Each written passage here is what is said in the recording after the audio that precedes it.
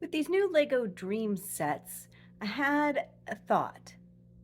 Welcome, my beautiful brick builders, as we try a little something new today. With this new Lego Dreamzzz theme coming out, we have a new challenge on hand as Lego investors. Will this theme do well, or is it going to be a bust? So let's take a look at some historical themes and how they've done, and see if we can figure out how this one's going to do. So before we dive too much into comparisons of history, let's see what the set is like today. So I have two sets. I have the stable of dream creatures and the fantastical treehouse, and in them I have some duplicate minifigs in just those two sets. So Izzy's one of the main characters, the sister of Mateo. She has this great sparkly hair, so really cool new hairpiece with great color, the blue and the pink translucent hair. But she's exactly the same in both sets for the minifig itself. The accessories are different, but the printing on the chest and legs are the same. In the treehouse set, she does have the shoulder pads and a waistcoat. And in the stable set, she just has a brush. Here's a close-up of the facial expressions so you can see they're exactly the same. They have two face options for each minifig. They're the same ones and the same back printing. So we know unique minifigs is not going to be the selling factor for these dream sets.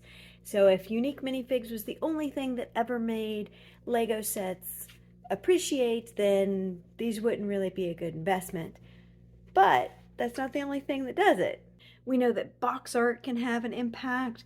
The architecture sets, for example, have no minifigs, and yet they appreciate to double or triple the value pretty quickly in the aftermarket. And then unique pieces or piece use can also be a big selling factor. So we have some new leaf pieces, these tree pieces, and this archway. But if they reuse all of those pieces in multiple Dreamzzz sets, then it might not be as valuable. Personally, I think it's going to have a lot to do with the cartoon and how well that speaks to the nostalgia of kids in the future. So I think these sets could be long holds for aftermarket resale, just because the kids that are watching them now are going to be between 5 and 10. So the ones that are going to, when they're able to actually afford the sets in the aftermarket, it's going to be 5-10 years down the road. But I think they will do really well at that point. I love the colors and the imagination in them. They give the comics in the booklets. So you have a lot of fun factor built into them, which is great. But is that enough to have people pay? So this is a $109 set.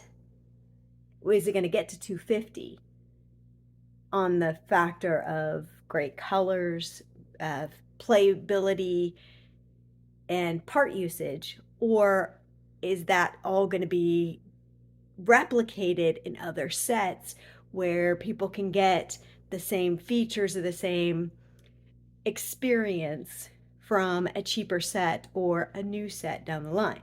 So that will also play a factor. But what do you think? What are your thoughts when you see these sets? Do you think, oh, great investment? Or do you think that you're going to wait and see? Maybe you'll get the second round of sets, see what happens to the first round when they retire? Or are you diving right in and saying, nope, I think these are going to be great. They are similar to the Elf sets. I'll put some images of those up, but these have minifigs, and the Elf sets had mini dolls. So that theme didn't last very long. It was only about 2.5 years on the market at all, and every single one of those sets has tripled in value because they're not being created anymore. So it was on the shelf long enough to get people interested and excited, but not long enough to be an ongoing theme. Whew, there's a lot to think about with Lego investing and trying to figure out how sets are going to do in the future. On that note, I do have some speed build videos to show you so you can see them in progress and how they look as you're building them. And I will speak to the joy of the build as we go and all the cute little details that we all love in Lego sets. Let's get started with set 71459, the Stable of Dream Creatures. There are 681 pieces and quite a few stickers. In the booklet is a little bit of a comic book that gives you details of what's coming in the next bag. Laying out all of the pieces, I could really see all the colors. And here's some of those stickers I was telling you about. Those stickers I think could have easily been built-in shelves instead of stickers of shelves. These little mushroom guys are so cute. I am glad that they're in both of the sets that I have. Then we use this fun Technic football piece to create a split trunk. In the background you can see that I stopped and ate my smoothie. This is a sticker of the cat cactus eating the yellow trees that you'll see built next to the stable. I love the buildable deer and the flowers in its antlers. Definitely a unique and fun build.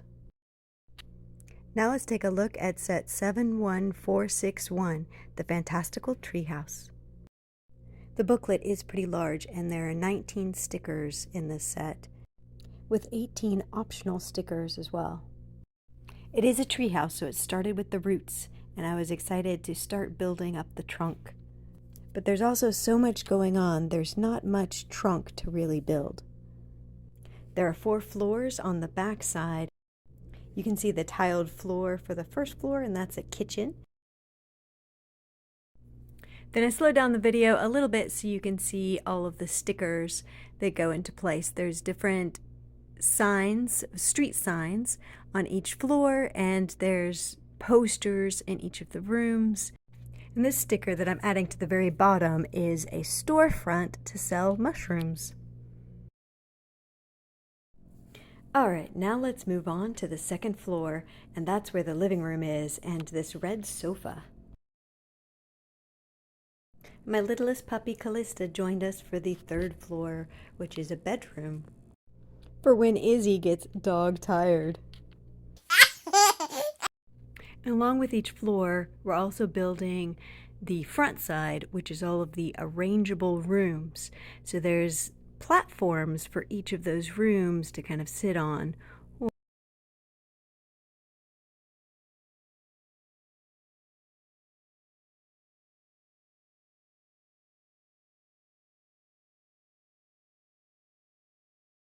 And of course, there's more stickers.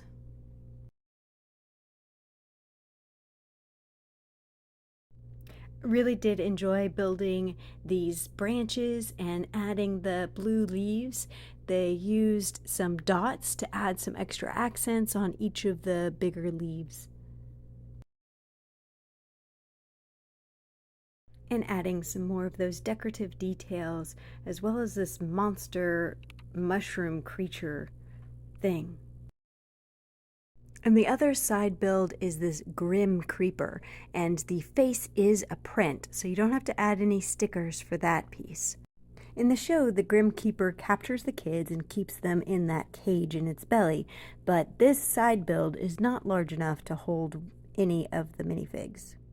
Now we get to build those different rooms that can be rearranged, and there are added play features in each of those rooms. One of the main characters is named Mateo, and his sidekick is called Z-Blob, which is a green slimy blob. It sounds kind of gross, but in the show it's actually kind of cute. And on the Z-Blob room there's 2 little shooter guns that shoot out green dots. And this last floor is bagel themed and has a toaster that shoots out the little bagels. So I mentioned that I really love the sets, I love the colors, but would I put them in my Lego city? And the answer there is going to be, it depends on how much space I have. I might end up holding on to these for just a little while and having to resell them because they don't really fit into my modular city. But if I can have a little space that's like Dream World, which was my original idea, I just don't have the room for it now.